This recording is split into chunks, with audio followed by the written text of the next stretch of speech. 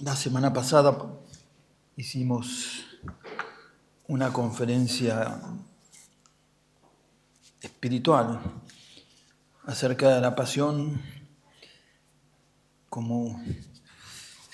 y la sábana santa como un vía crucis, porque están todos los datos allí en esa tela enigmática, están todas las estaciones de nuestro Señor.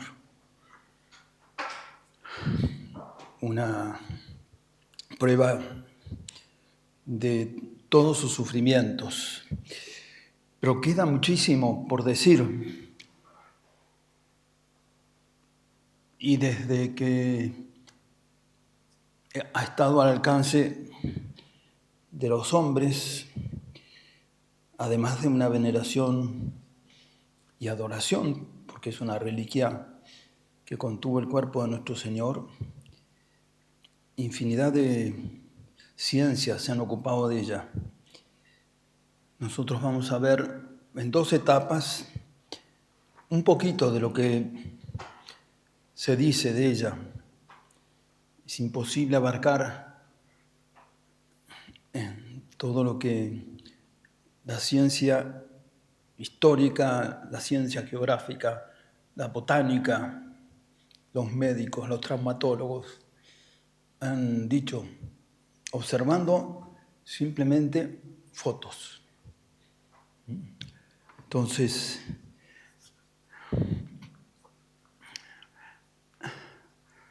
un poco de historia. Evidentemente, desde que aparece en la historia, tuvo siempre detractores que hicieron mala fama, una falsificación. Pero este hombre, yo les conté los otros días, un agnóstico que estudió seriamente a partir de las primeras fotos que se dieron, dijo eso en una reunión de científicos de la Academia de Ciencias y le significó la expulsión, pues estaba llena de masones y de incrédulos. Lo echaron. Se tiene que retractar. El presidente inmediatamente, en la misma charla, le pidió que se retractara. Dice, soy científico y hablo sobre las pruebas que he comprobado. Bueno, no tiene explicación humana. Ciertamente. El Evangelio de San Juan, al final de la pasión de nuestro Señor, nos dice, tomaron el cuerpo de Jesús y bañándolo con especies aromáticas, lo amortajaron con lienzos, según la costumbre de sepultar de los judíos. Es una pintura del siglo de la Edad Media que reproduce lo que se hizo con nuestro Señor. Ustedes recuerdan que el Evangelio nos dice que lo hicieron rápido porque al día siguiente ya eran las vísperas del sábado santo. Es como si para nosotros fuera el domingo, las vísperas del domingo. Para los judíos el día de fiesta era el sábado, de Pascua. Entonces lo amortajaron rápidamente, pusieron un poco de hierbas y aloe, etcétera, para después del sábado continuar el enterramiento judío que ya estaba reglamentado en la época de Moisés. Lavan el cuerpo, lo embadunan de aromas, etcétera, y recién después lo envuelven. Es lo que nos dice San Juan, según la costumbre de sepultar de los judíos. Acá hay la reproducción de una imagen hecha por un autor. Ven que es una sola tela que da vuelta. Y eso explica misteriosamente por qué esa sábana, esa tela, tiene impresa en ella el frente y el dorso del cuerpo de nuestro Señor. Y unidas las dos imágenes justo en la cabeza.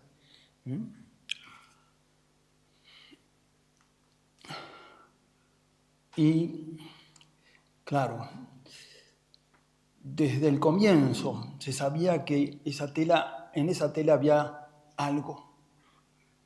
Por eso todos buscaban conocerla y replicarla. Ahí arriba tienen ustedes una imagen.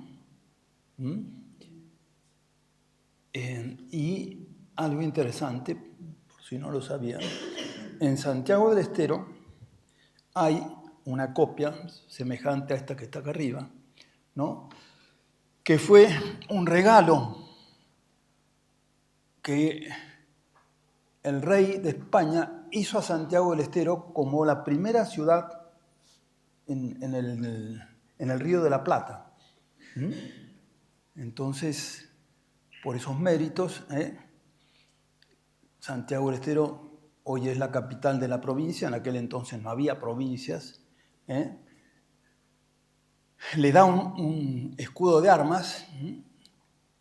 Hace poco, el Papa Francisco le devolvió esta condición de ser la primera catedral del país. Allá por el siglo XVII-XVIII, esa condición de ser la primada del país había pasado a Buenos Aires, pero en realidad no había razones. El Papa hace 2 o 3 meses le devolvió esa condición. Y hoy, actualmente, esa tela, que es una pintura, los santiagueños dicen que Felipe II hizo tocar una tela sobre la tela real, verdadera, y que se grabó milagrosamente. En todo caso, si se hubiera grabado milagrosamente, tendría que reproducir exactamente la imagen que hay en la Sábana Santa. Y ustedes, como ven, no tienen buena intención los pintores, pero ni de cerca se parecen. En todo caso, actualmente, en su momento, la tuvieron los jesuitas en custodia. Cuando se produce la expulsión de los jesuitas de América, la toman los dominicos, y es donde está actualmente ella, colocada verticalmente con 2 vidrios en un marco, y se puede conocer, hay horarios de visita.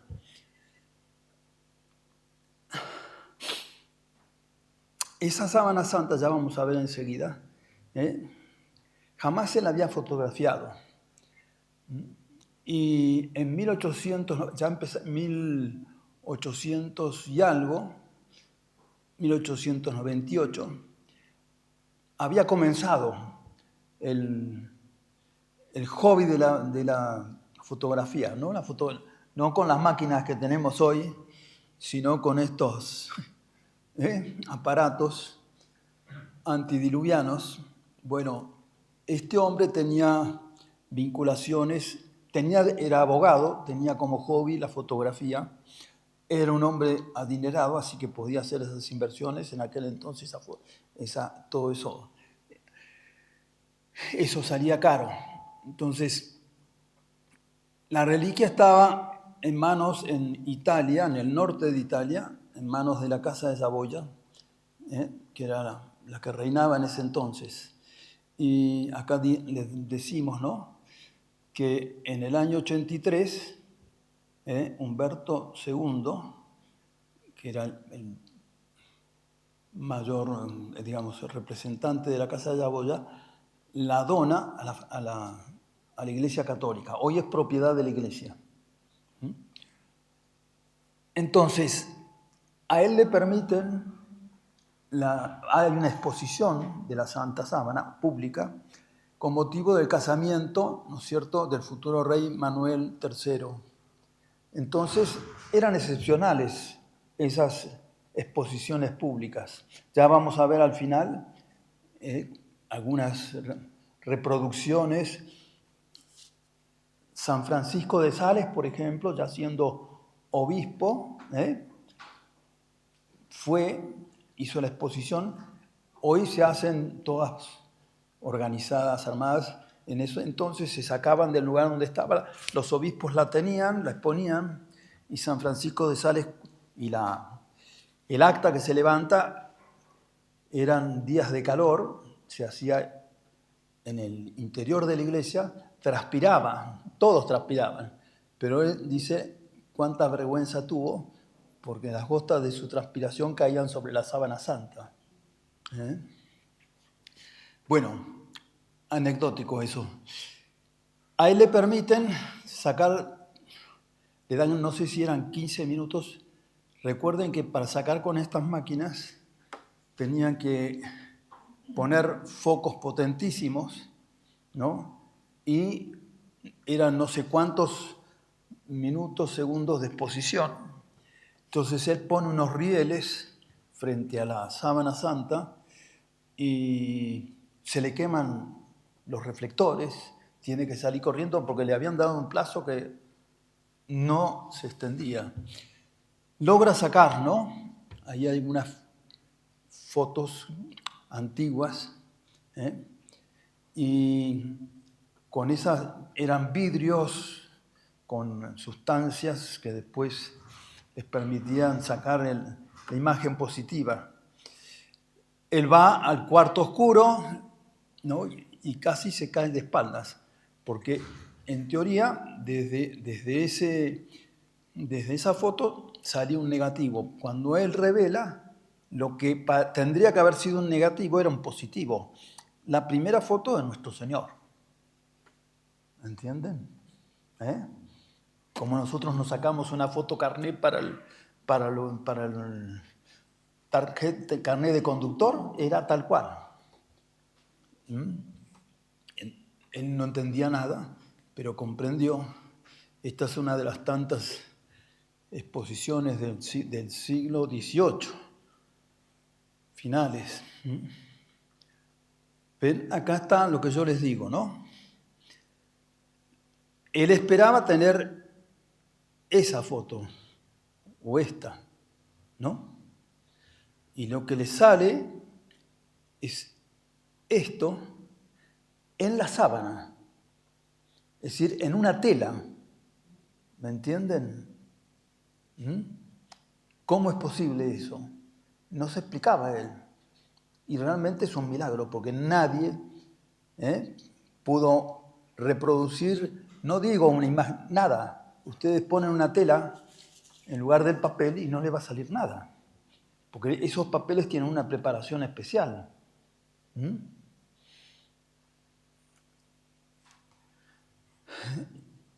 Entonces, ven acá está. Después se sacaron fotografías de cuerpo entero, pero acá uno ve, esto fue lo que él encontró. Y hay unas manchas acá, unos triángulos, y estas manchas, ¿no? Que han sido ocasionadas por un incendio que hubo en la capilla donde se guardaba cuando la sábana santa llega a Europa desde donde estaba hasta ese momento en Bizancio. Bizancio era la capital del Imperio Oriental. Entonces, esta foto sacó él. Casi se cae en la espalda, ¿no? Y esto es lo que está grabado en la sábana santa, con esas manchas oscuras que son de sangre. Y esto es manchas de agua que quedaron cuando con motivo del incendio me empezaron a tirar agua para que no se prendiera fuego la sábana santa. Agarraron baldes y después vamos a ver un poco esa parte de la historia. ¿Ven? ese 3, acá está invertido. ¿Eh? Y es interesante después porque cuando se exponía en el siglo IV, V, VI, etcétera, la sábana santa, se veía de lejos esto, ¿no? Y entonces los pintores, sobre todo los pintores de íconos orientales, reproducían esto, no entendían nada, por supuesto, porque el tema de la circulación sanguínea es de hace 2 siglos, 3 siglos. Entonces ellos lo confundían con cabellos de nuestro Señor. Y van a ver, ¿no es cierto?, los íconos de esa época, como... Entonces, un detalle, ¿no es cierto?, una explicación de todas estas cosas, acá abajo, ¿no? Se trata de una tela de lino puro, con el tejido en forma de sarga. Ya vamos a ver algunos detalles muy concretos donde muestran telas del primer siglo, ¿no? Y esta particularmente, que era una tela nueva, como nos dice el Evangelio, tejido en forma de sarga, con algunas partículas de algodón, como que el telar que habían usado para tejer esta sábana santa, anteriormente habían usado algodón. Y entonces, al tejer el lino, se levanta parte de algodón, no que fueran hilos de algodón. Medidas. 4, estamos hablando la vuelta, ¿no? 4,40 por 1,10 de ancho, ¿no? Y tiene forma de espigo y yo digo espiga o sarga, ¿no? Es un lienzo lleno de marcas, y no todas producidas por las mismas razones, ¿no? Son huellas acá tienen la parte anterior de nuestro Señor, la parte posterior, ¿no? Acá está el rostro, las manos cruzadas, ven ahí sangre, ahí están las huellas de los clavos, acá están los pies de nuestro Señor, la planta, y ya vamos a ver esto, las consecuencias que trajo, no solamente en la iconografía, sino en la arquitectura. Cierto, Huellas importantes, zona central. Lo accesorio son estas marcas que más llaman la atención. Son las quemaduras y agujeros producidos por el incendio del año 1532. 3 incendios soportó la Santa Sábana. 1532, otro más cercano a esa fecha, y un último en 1979, creo que. No, 1989 o 79, no me acuerdo, ahí hay las referencias. Impresionante ese incendio, pero vamos después a hablar de eso. Acá está, ¿no es cierto?, el tejido en sarga, ¿ven? Cruzado como cola de pescado. 4 por 4, es decir, 4 hilos por 4 hilos.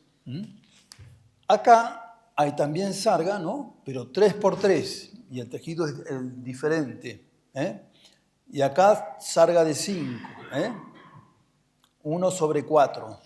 Van cruzando eso, los que tejían nuestros antepasados, ¿no? Saben cómo se hace eso. Huellas diversas, estas son microscópicas. A las huellas del cuerpo, fíjense que hay distintos colores. Estos son las huellas grabadas misteriosamente, y que dan noción de lo que es el cuerpo de nuestro Señor, la cara, el cabello, los brazos.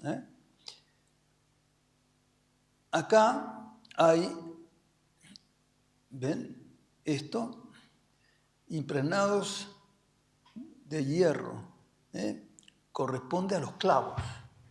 Es decir, nuestro Señor fue clavado, se lo sacaron, pero con la sangre quedó un poco de hierro de los clavos que se traspasó después.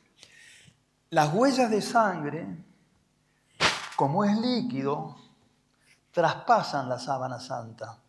¿Me entiendes? Se impregna todo el hilo. Cuando ustedes sangran de la nariz, agarran un pañuelo, ¿no? La parte de arriba queda más oscura, pero ustedes lo dan vuelta y hay también sangre, ¿cierto?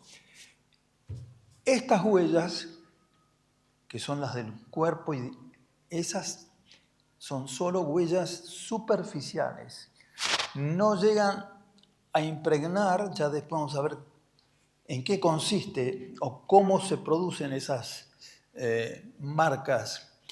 Las 3, 4 fimbrias primeras, por un chamuscamiento, es decir, es como quemar una tela, muy superficialmente. Si ustedes ponen un fósforo sobre una tela, por supuesto queman, queda oscura, y no controlan. ¿Cómo puede alguien, ¿no es cierto?, que hubiera querido falsificar, hacer eso? Chamuscar solamente la superficie de cada hilo. Y eso está probado porque en las pruebas que permitieron hacer, se saca un hilo, se desenrolla y se ve que no está todo chamuscado, ¿entienden? Manchas de sangre, acá. Acá miren, entonces, eso negro es tela carbonizada por el calor, ¿no es cierto? En el incendio estaba la sábana santa guardada en una caja de plata, en un nicho. Se empieza a quemar todo, levanta una temperatura terrible. Imaginen, la plata se derrite a los 950 grados de temperatura. ¿Cómo habrá sido el calor para lograr que se derrita, ¿no es cierto?, esa tapa de la caja que contenía? Y así se fue que se quemó. Las gotas de plata, ¿no? Quemaron la santa sábana, pero no toda. Ustedes vieron en las fotos anteriores que había sectores. ¿Por qué? Porque la sábana santa en ese entonces se guardaba doblada. Y lo que quemó la plata derretida fue un extremo. No ni en el medio ni en los laterales, sino un extremo. Y de allí las marcas simétricas quedaron. Y esto, ¿no? Las huellas de la nariz, que recoge además de los hilos azurados, una sociedad especial del suelo. Fueron las caídas de nuestro Señor. Después vamos a ver, nuestro Señor estaba sujeto con cuerdas al travesaño, cae y no tiene, el paragolpes fue su nariz y su cara contra el piso. ¿Entienden?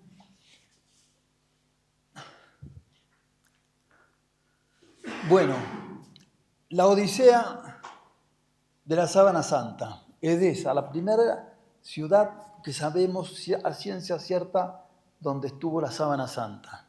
Ahí están los nombres. Edesa hoy lleva el nombre de Saliurfa. Es una ciudad situada en la región de Anatolia suroriental en Turquía. Es la capital de la provincia de Saliurfa. Cuenta con una población actual de casi 500.000 de habitantes y durante su historia fue cambiando de nombres, ¿no? Antes de la dominación turca se conocía con el nombre que le dieron los Seleucidas, Ur, la ciudad de Ur. Ahí era originario Job, el santo Job, que les recomiendo leer su libro a las familias. A una distancia del río Éufrates de 80 kilómetros. Se dice también que ahí nació Abraham. Este es el río Éufrates. Y estas son edificios antiguos que se conservan y se muestran al turismo. Estas son poblaciones donde vivía la gente, con fíjense, sus morteros. Hay una rueda de mortero. Hay, lo que dice nuestro Señor, más le valdría que le ataran una rueda de mortero antes que escandalizar a los niños hoy.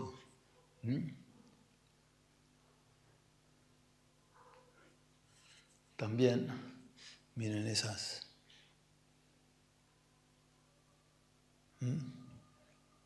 Son como jarras gigantes, probablemente ahí recibían el agua de lluvia. Bueno, ahí está. Un icono del siglo XI en el cual reproduce la escena. ¿Qué ocurrió? El rey de Edesa, Abgar, era un hombre temeroso, pagano, pero que se entera que existe en Israel un hombre que hace milagros. Y él estaba apestado de lepra y le escribe a nuestro Señor pidiéndole que vaya y lo cure. Ya casi al final de su vida de nuestro Señor. Y algunos autores dicen que Cristo le responde, yo no puedo ir, pero más adelante te irán a visitar y te curarás. Entonces, muere nuestro Señor, lo bajan y la sábana santa, todo lo que había rodeado a un hombre crucificado, es decir, un delincuente, para los judíos no se podía tocar, no se podía guardar. Pero como eran la sábana que había envuelto a nuestro Señor, no podían después de su resurrección quemarla, tirarla. Unos dicen que ahí nuestro Señor, o mejor dicho, San Pedro se la da, unos dicen a Judas Tadeo, otros dicen Tomás, ¿no? Que le encargan custodiar la sábana y Santo Tomás o San Tadeo va con la sábana santa y se la presenta a Abgar. Esa tela, Abgar, esta es la representación de Abgar, ¿no? Pone su cabeza tocando la sábana santa. Fíjense, año 9, ya los dibujos tienen la impronta de la cabeza de nuestro Señor. Es decir, ya circulaba de que esa sábana santa tenía una imagen misteriosa. Entonces, y instantáneamente quedó curado. Y lo interesante está comprobado históricamente que el reino de Osrone, capital Edesa, fue el primero en adoptar el cristianismo, el catolicismo, como religión oficial. Antes el milagro. Se convirtió el rey, se convirtieron todos. Acá también, fíjense también que la imagen está en el medio de la tela, la cabeza, que es lo que vemos después en las fotos. No está en el extremo. No es casualidad eso. Nadie sabía cómo se había grabado, por eso empieza a nombrársela arquirotipitia o mandillón, que significa no hecho por hombres. ¿Me entienden? Bueno, ese es el nombre oriental.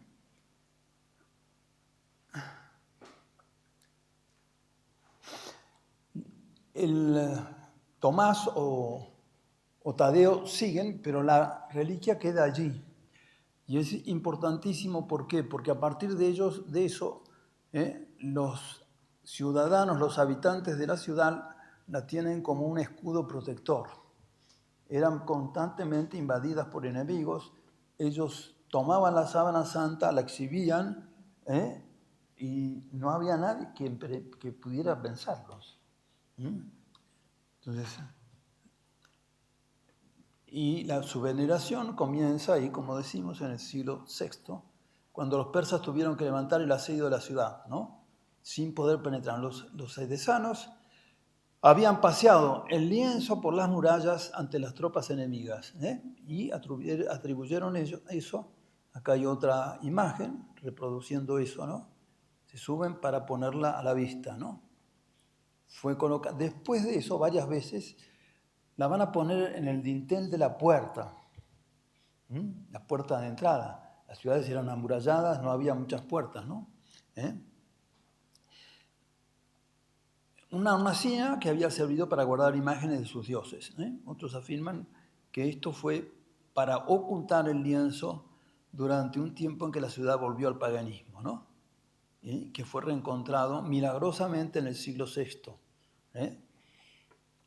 El obispo de entonces la salvó ocultándola en un nicho excavado encima de la puerta occidental de la ciudad. Puso una lámpara delante de la imagen, tapó el nicho con ladrillos y se fue. Esto en el año 57. Durante el asedio de Cosroes, el nuevo obispo de Edesa tuvo un sueño. Una mujer le revela el escondrijo. Por la mañana encuentra el lugar, arranca el ladrillo, milagro. La lámpara estaba encendida y la cara interior del ladrillo llevaba copia de la imagen. Todas estas cosas no es imaginación y un cuento. Todas estas cosas van quedando documentadas en escritos de las épocas y archivados en las bibliotecas antiguas. Y los hombres que se han dedicado a estudiar esto, ahí empiezan a transpirar, mancharse los dedos llenos de polvo y encuentran estos documentos escritos o en copto o en griego, y descubren estas cosas, ¿no? Más adelante se completó la leyenda que recoge San Juan Damasceno. No habría sido pintado, sino que había sido Jesús que aplicó a la tela su rostro y se grabó. Lo cual explica el apelativo de achereipoitón o mandillón, lienzo no pintado por mano de hombre. Y ciertamente después los estudios van a detectar que no hay pintura ni trazo en la imagen. Cuando uno pinta, el pincel o el lápiz corre y va dejando la huella o de la pintura o del grafito, y con microscopios uno dice, se escribió de izquierda a derecha, de derecha a izquierda, ¿me entienden? Acá no. Esto también del siglo son reproducciones o en piedra o en madera o en metales. Ahí está abajo, perdón, abajo la tela, ¿no?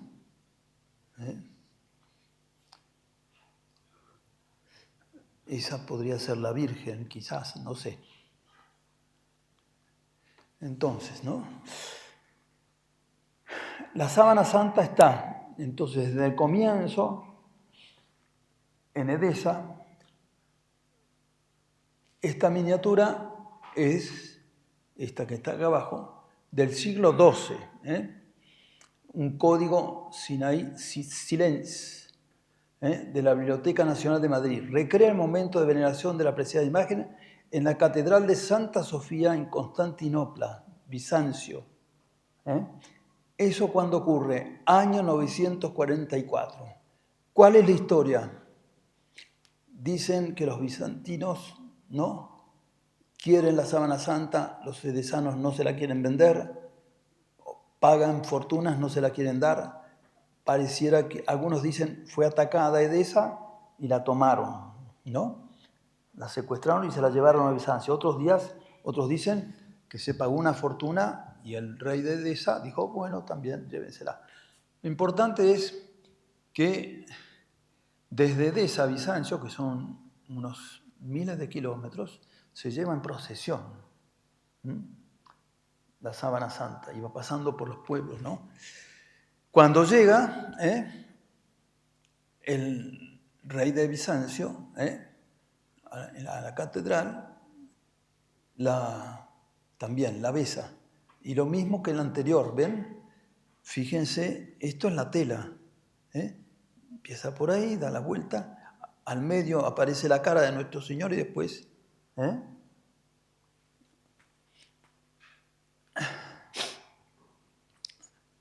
Otros documentos dicen, por ejemplo, ¿no?, que el cuerpo era completo y contenía sangre, y así consta en el documento de Athos en Grecia. También existe un sermón de Gregorio. Cuando llega, se hace una misa solemnicia, y el predicador, Gregorio, donde se habla profusamente de la herida del costado. Y eso no encaja con la narración oficial, que solo habla del rostro. Pero acá en esta imagen se nos muestra completa, ¿no? El Codex Sinasarium, el libro de liturgia, refiere con lujo de detalles todo esto, ¿no? Pero no la llama mandillón, sino directamente síndone. El incendio, 1997, 12 de abril. Acá comienza el incendio en una capilla lateral de la iglesia de Turín, de la catedral de Turín, ¿no? Y inmediatamente prende fuego todo. Llegan los bomberos, acá estaba guardada, después vamos a ver en otras fotos qué era esto. Era un vidrio grueso, creo que era de 3 centímetros, antibala. Hay un bombero que agarra una masa y empieza a darle hasta que logran romper la coraza esa de vidrio, la toman, la sacan y ya está salvo, ¿no? Entonces acá un croquis de la catedral, la entrada, ubicación temporal de la Sábana Santa desde febrero 24 del 93, altar de la capilla Guarini donde se conserva, acá, esta. Normalmente la Sábana Santa, después vamos a ver una foto. Pasillo hacia el ala oeste del palacio. Esta es la zona que ardió. Pero si no apagaban el fuego, toda la catedral se quemaba, ¿no? Obviamente. Y esta es la habitación suiza, donde se celebró el evento con el secretario general de las Naciones Unidas. Y el acceso a las habitaciones, donde se realizaron estudios en el año 1978 por un grupo de americanos, el STURP. Ya vamos a ver. Entonces, el incendio comienza acá, y logran sacar el relicario. Acá tienen un relato detallado que está en un sitio de Estados Unidos especializado en eso. Por tercera vez, ¿no?, el lienzo casi es quemado, ¿no? A las 11:45 del viernes, párroco de la catedral da la primera alarma, había un incendio, el fuego empezó en el domo de la capilla, estaba en reparaciones. Por eso la sábana santa no estaba en ese momento ahí, pero estaba el relicario. De cualquier manera fue terrible, ¿no? Los gastos de reparación son infinitos, ¿no? Allí en su relicario, entonces, siempre está guardado, aún sellado, fue con lo que se hacía una renovación, un estuche especial hecho de vidrio a prueba de balas. Si la sábana santa hubiera estado en el lugar de costumbre, habría sido consumida totalmente por el fuego. El departamento se apoderó uno de los bomberos con un martillo, Mario Tramantone. Este hombre era comunista y él fue el del martillo, de la masa, y dice: Dios me dio una fuerza especial. porque se cansó de dar golpes y no se rompía, ¿no? Y entonces lograron sacarla, fíjense, 4 centímetros casi de espesor, ¿no? El equipo logró extraer el estuche, lo saca por la puerta del catedral, ahí estaban las fotos que vimos.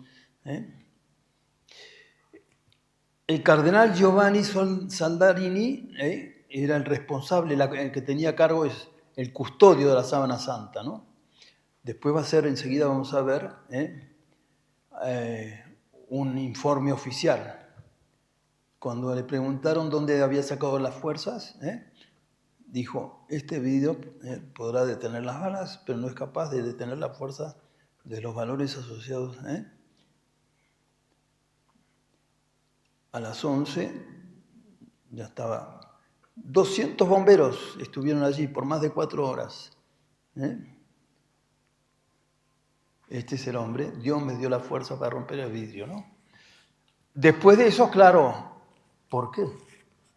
¿Cómo se prendió el fuego? Entonces, la sábana santa estaba intacta, gracias a Dios. El jefe de policía formó una comisión para investigar el incendio y determinar sus causas. Se están examinando varias alternativas, entre ellas la posibilidad de que las hornillas portátiles colocadas en la habitación suiza, usada para calentar la comida de un evento que iba a tener lugar allí, con la presencia del secretario de las Naciones Unidas, ¿no? Sobrecargó los circuitos de palacio causando un cortocircuito. Otra idea es que encontraron la colilla de un cigarrillo, pudo haber sido eso. Las autoridades de Turín están investigando también todo el trabajo de restauración, ¿no? Y un replanteo de las normas de seguridad. El sitio fue cerrado, excepto para los investigadores.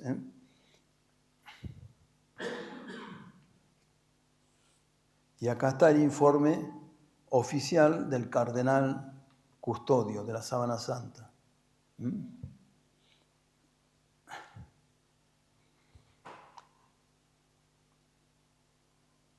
Esta llama, bueno, hace una interpretación espiritual de todo eso. De hecho, hicieron a los 2 días una misa en acción de gracias, porque no se había quemado, y también de acción de gracias por el coraje de los bomberos, ¿no?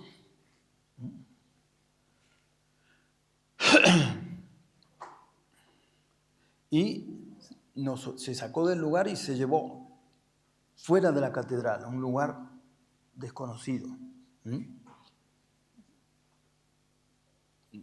La catedral y la síndona de la cual soy custodia han sido tocadas por el desastre y salvadas. Ahora estamos realmente seguros de que camina sobre las aguas, se sube. Doy gracias por esa señal. Bueno, de Bizancio es invadida en la Cuarta Cruzada, sobre todo conformada por venecianos. Bizancio en ese momento, eso fue en el 1204, ya era cismática. Habían rechazado el dogma del filioque. Entonces, en Europa los tenían como excomulgados, pero Bizancio era la ciudad donde más reliquias había concentradas de todo Oriente. Todo tipo de reliquias había. Incluso estaba la sábana santa, como vimos, ¿no es cierto?, hace un ratito, que había llegado allí, en la capilla de Blanquerna se llamaba. La exponían todos los viernes, la desplegaban desde el techo. Recuerden que en esa época no había luces eléctricas, entonces todo se iluminaba con velas, incienso, porque todo eso a los orientales les gusta mucho el incienso, ¿eh? Y todos los viernes se exhibía y se mantenía toda la noche. Bueno, los venecianos y los demás franceses, italianos, se volvieron locos y dijeron, en lugar de ir a Tierra Santa como estaba previsto, a mitad de camino desviaron los buques, se fueron a Bizancio, la tomaron por asalto y se llevaron todas las reliquias. Entre ellos los templarios, y muchos dicen que el jefe de los templarios fue el que se llevó la sábana santa y la tuvieron ocultas, esta sábana santa y otras reliquias, por muchísimo tiempo, casi 300 años. Ustedes saben que los templarios fueron condenados, ¿no es cierto?, y fueron suprimidos, y se los acusaba, entre otras cosas, de problemas económicos, quedarse con dinero, pero también de adorar una imagen, ¿no? Nadie decía qué imagen era, ellos no hablaban de eso, pero supuestamente algunos historiadores dicen que era la imagen de la sábana santa, el mandillón, de la cual se veía nada más que la cara. Vamos a ver cómo se doblaba, ¿no? Lo guardan durante 200, 300 años y un cuñado del jefe de los templarios, no me acuerdo el nombre, pero bueno, logra que se la entreguen a él y la lleva a Chambéry, que era donde estaba su castillo. Y ahí se construye más tarde esta capilla donde van a guardar la sábana santa. Este era el nicho, ¿ven? Donde estaba guardado.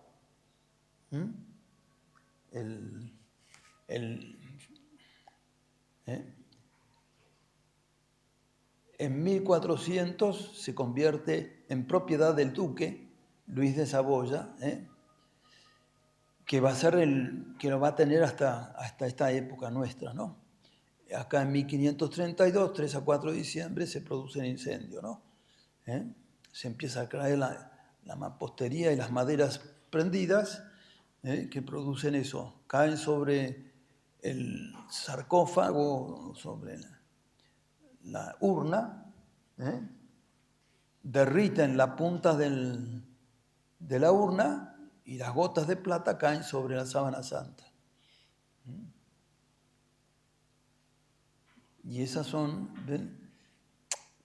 ¿Cómo es que veían a la sábana santa hasta más tarde?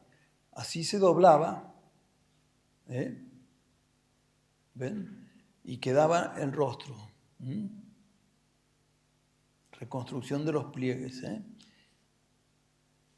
Y por eso estas marcas que van quedando, y acá esta también es una marca típica que va a tener sus consecuencias en la iconografía posterior.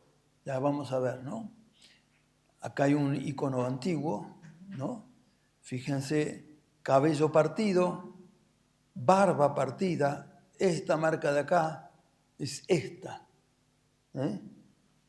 Los que dibujan, ven, acá se nota más en la sábana, en la foto de la sábana.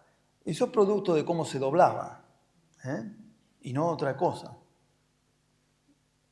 Pero algo importante, ¿no es cierto? La sábana santa, para lograr ver con luz natural, digamos, o luz artificial, la imagen, si uno se acerca, no ve nada. A 1 metro, 2 metros no se ve nada. Tiene que estar entre 10 y entre 15 y 20 metros para ver el contorno de la imagen. ¿Entienden? Hay un problema óptico que humanamente no se resuelve acercándose o alejándose. Acá hay otra vez, otros dobleces, y este en particular es el que nos da la pauta de por qué esa marca que va a aparecer en algunos iconos, casi dejan nada más que la cabeza como muestra. Se doblaba así y se ponía un paño con un agujero, ¿entienden? Y eso, hay una foto de un viejo altar templario que tiene esta imagen.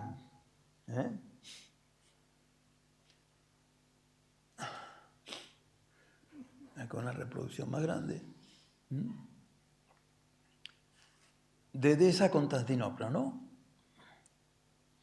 En el verano del 44 comienza su camino la Santa Síndone, todavía bajo el nombre de Mandillón, guardada en un relicario, junto con las cartas de Agar y Jesús. ¿Se acuerdan que yo les había dicho que Agar le había escrito y nuestro Señor le contesta, no puedo ir?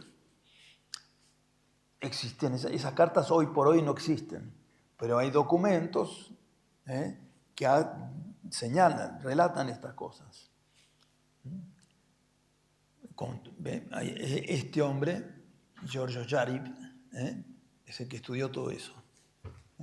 El obispo de Samosata, Abraham, fue el encargado de recibir y trasladar en nombre del emperador el santo mandillón. Parece que en las mismas de esas había una copia de él, hechas por los monofisitas.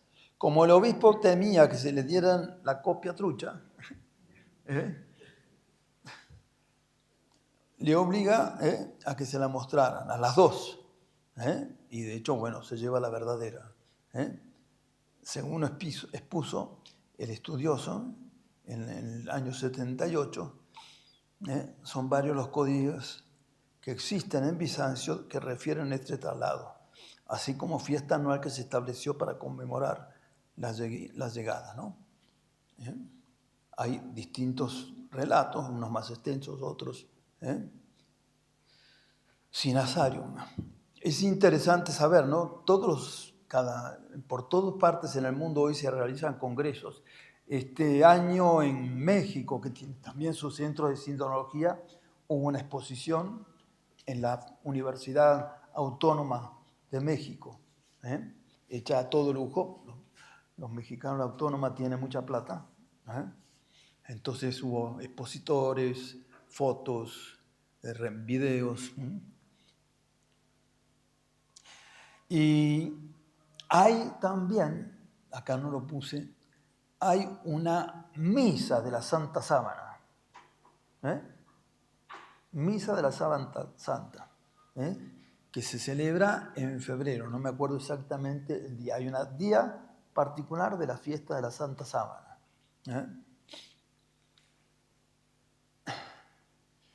¿Ven acá? El saqueo de Constantinopla, los cruzados, la cuarta cruzada, saquearon la capital de Bizancio durante 3 días. El Papa, aunque eran herejes o cismáticos, cuando se entera que se han desviado y que van hacia Bizancio, le dicen, ustedes no recibieron mi bendición como cruzados para ir a combatir a los cristianos, porque en definitiva siguen siendo cristianos. Su objetivo era reconquistar Jerusalén. Depongan esa actitud, si no van a quedar excomulgados. Y los excomulgó a todos. Sabemos que los franceses repartieron principalmente las reliquias. Los venecianos, como eran interesados por la platita, se llevaron todas las cosas de oro. Un pariente del emperador se quejó al Papa de todo eso, ¿no? Acá está la carta. Teodoro Ángel, sobrino de Isaac Ángel Comneno, envió una carta a Inocencio III al año siguiente. Allí se queja del comportamiento tan poco cristiano de los soldados y pide que sea devuelto al menos el lienzo en el que fue envuelto nuestro Señor después de su muerte y antes de su resurrección, y que está en Atenas. Atenas, ¿ve? Era uno de los centros de los templarios. Allí se la habían llevado. Se robaron de todo, reliquias, cuerpos de santos, de mártires, todo lo que podamos imaginar. Hay algunos investigadores que han hecho estudios, ¿no? Y hay listas de cosas. Eso fue un saqueo, un sacrilegio, ¿no? Representaciones. Bueno, lo que yo les decía, por todos lados se han hecho dibujos, representaciones, unas más, ¿cómo decir?, más reales, otras un poco más dibujo de niño, pero todas aproximándose a lo que se ve en la sábana santa, ¿ven? Inclusive con las marcas de las quemaduras, de las chamuscaduras.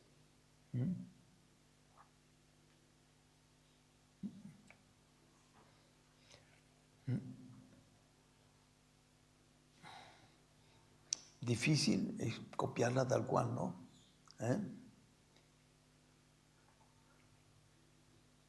Las diferencias son... La que está en Santiago es de este tipo. Yo alguna vez saqué, pero hace, qué sé yo, 20 años, y perdí la foto que había sacado. Me quedé con ganas de ir de nuevo. Lo que pasa es que cuando íbamos a Santiago, nosotros a celebrar misa cada 15 días, los horarios no daban. Eso se abría entre semana, nosotros ya teníamos que volver. Pero me acuerdo, hace unos años, cuando estaba en el seminario, me suscribí a una revista que edita el Centro Español de Sindonología, ¿no? Y me acuerdo de uno de los números, preguntaban si había alguien que tuviera documentación sobre más actual, sobre la imagen de Santiago del Estero.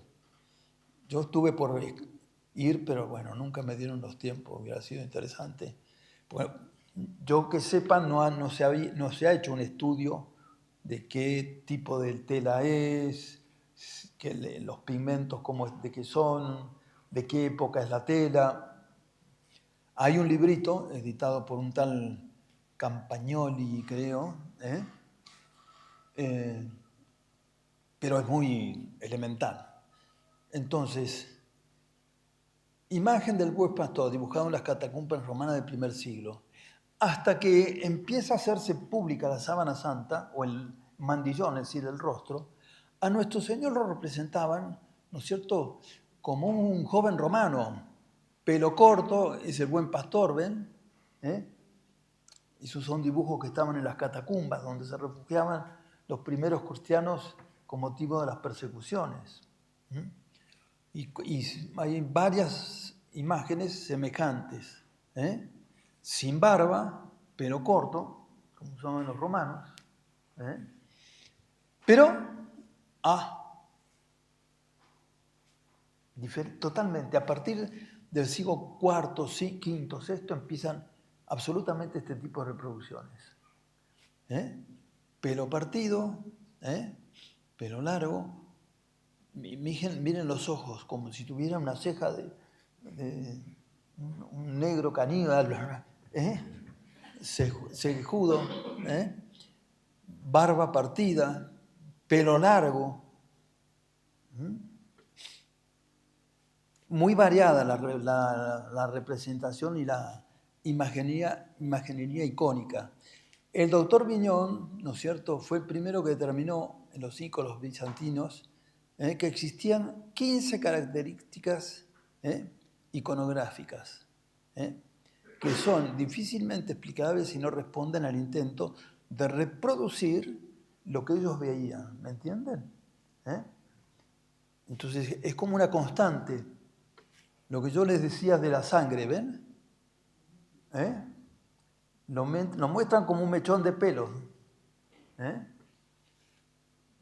Barba partida, las cejas, un triángulo acá, ¿no? Marca en forma de V en la nariz. También ven la nariz como torcida por los golpes y los hematomas. Mejilla hinchada. El Evangelio nos dice que en el Sanedrín, ¿no es cierto?, el que lo cuidaba, ¿por qué contestas así? Y le golpea con una... Y le habrá golpeado ahí, ¿no? Por eso se le inflamó la mejilla. El lóbulo nasal abultado. Línea vertical. Ahí. Línea gruesa bajo el labio inferior. zona sin pelo, también, barba. Entregué mi rostro a quienes me mesaban la barba, a quienes me la arrancaban, significa eso. En las burlas de los soldados, habrán hecho, entre otras cosas, esos. Raya transversal en la garganta. Eso es fruto, les decía, de los dobleces. Pero vamos a ver. Ojos fuertemente acentuados, como un drogadicto, no sé, todos los ojos inflamados y las cejas grandes. Y este famoso mechoncito. Bueno, ¿ven? Acá, recuerden la imagen, acá están como más visibles el mechón, la barba partida, la nariz, el pómulo. Y ahí está como la foto. Ahí está la marca. Acá de nuevo, más nítido si quieren.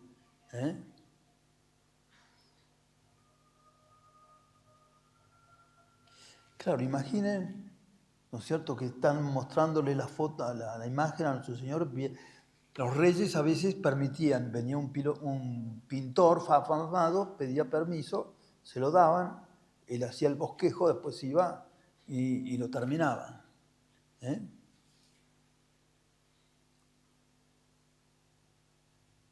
También acá, ¿ven? Los ojos, las cejas, el pómulo, la barba, pelo partido.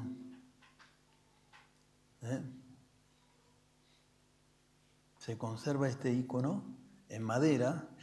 La iconografía es muy exigente, la pintura de la iconografía. Los que se dedican a eso, hay cursos en Buenos Aires de iconografía. Es todo un proceso religioso. Hay que disponerse espiritualmente para pintar iconos.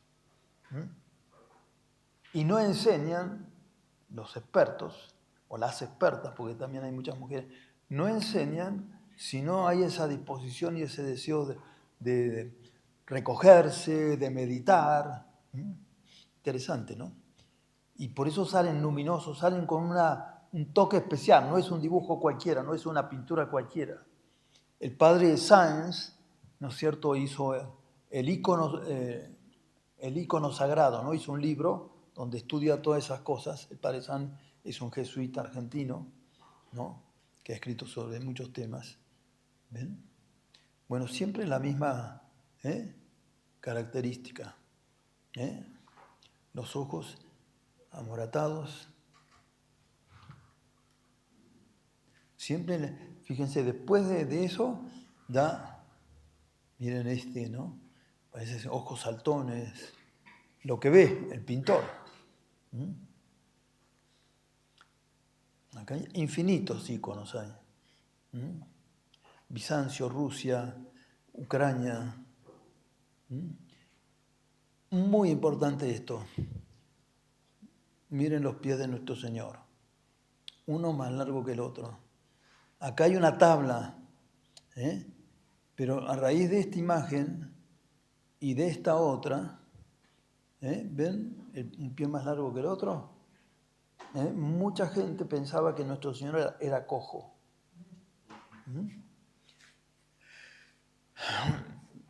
¿Por qué?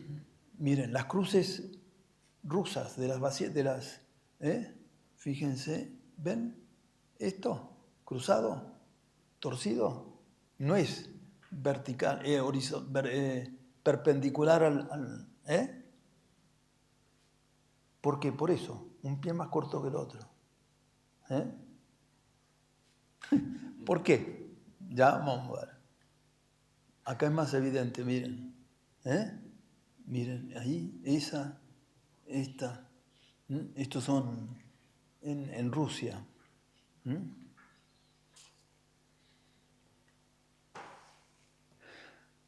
Porque en la sábana santa, si vieron, ¿se acuerdan que yo les dije? Cuando en la foto dorsal, un pie está más recogido que el otro.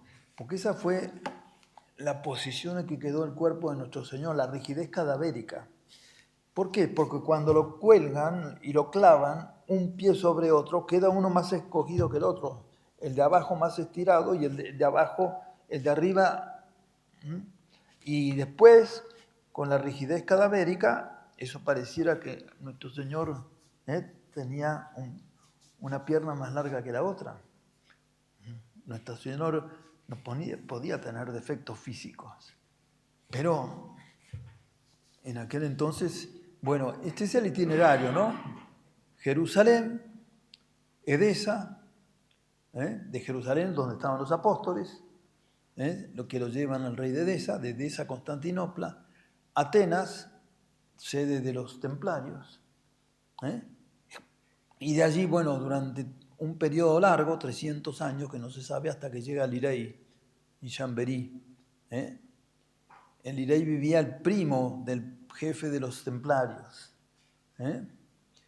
Y de Chambéry va a pasar después a Torino, a Turín,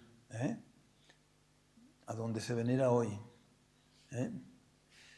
Estos son unos dibujos, es interesante, cuando se produce el incendio en 1532, ¿no es cierto? Ahí están las huellas. Actualmente ellas pusieron, en los lugares donde estaban chamuscados y con agujeros, recortaron un poco y pegaron, cosieron otra tela de lino, pero que nada que ver, ¿no es cierto?, con el original. Y después vamos a ver unas fotos. Bueno, hay que reparar eso. Entonces, en el convento, las monjas, la abadesa elige a las más espirituales y hacendosas y prolijas, y las monjas van a hacer todas esas costuras de rodillas. Y el resto del convento rezando. Bueno, una mudanza transitoria, la Segunda Guerra. Ante la inminencia de la Segunda Guerra, para su protección, ¿no?, fue trasladada secretamente a 2 lugares sucesivos, regresando a Turín al final de la guerra, ¿no? Aquí y acá, ¿no? Acá están una foto de entonces llevando la sábana santa en secreto. Ahí nadie sabía, menos los alemanes, ni los... el monasterio de los benedictinos.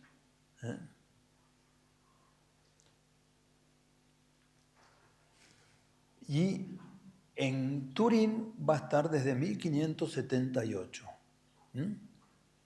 Esa es la catedral, y aquí al fondo está la capilla real. Ahí se guarda o se guardaba.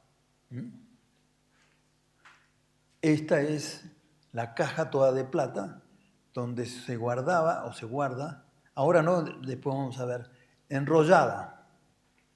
Ya no se la doblaba, precisamente para que no se marque más. La enrollaban y las clarisas mismas van a ponerle, la extendida, ¿no?, le van a poner abajo toda una tela y la van a coser alrededor. O sea, abierta, la imagen está acá y acá. ¿Sí? Así estuvo el cuerpo de nuestro Señor, ¿no? La extendieron y abajo le pusieron toda una tela de protección. Después vamos a ver qué pasó con esas telas. Bueno, esta es la capilla real. Ahí estaba, en la foto vieron que mostramos el incendio. Ese es el vidrio que protegía esa hermosa escultura, y eso fue lo que se incendió. La cúpula toda de madera se vino abajo, por supuesto. Y este es el lugar actual. La capilla la iglesia de Turín está protegida con un vidrio antibalas, y esto mismo también es un sarcófago gigante de vidrio templado con temperatura controlada adentro. Para que no haya humedad, una temperatura constante, ideal, para que no le afecten las bacterias, los hongos, como una especie de cuna de bebé, de cuidados intensivos.